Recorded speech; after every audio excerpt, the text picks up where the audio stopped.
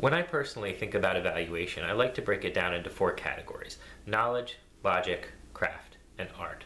Knowledge is any fact-based evaluation. It's your multiple choice, your fill in the blank. When talking about this knowledge-based type of evaluation, there's usually only one answer and only one way to get the answer. You either know it or you don't. The second category, logic, is your basic solve for problems. These are most often used in mathematics or sciences when you have a question that you're trying to figure out the answer for. The characteristics of logic-based evaluations are that they have generally a single answer that you're trying to find, but there are multiple ways that you may find that answer.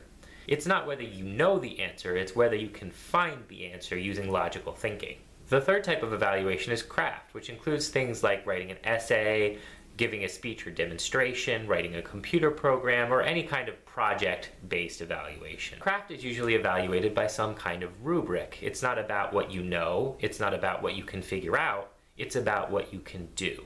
Art is similar in its characteristics to craft in that it's not about knowledge or what you can figure out, but it's different from craft in that it is subjective.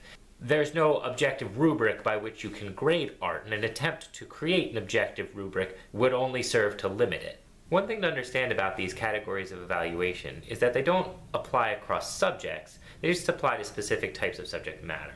So for example, math includes both knowledge and logic.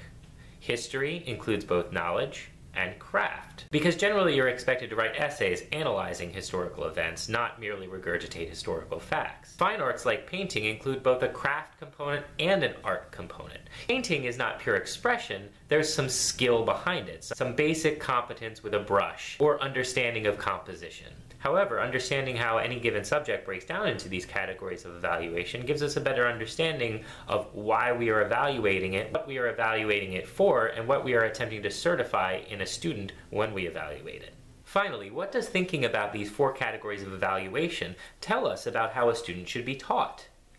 Is there some obvious means of preparing a student for an evaluation based on knowledge or logic or craft or art? In short, no, there isn't. It tells us nothing.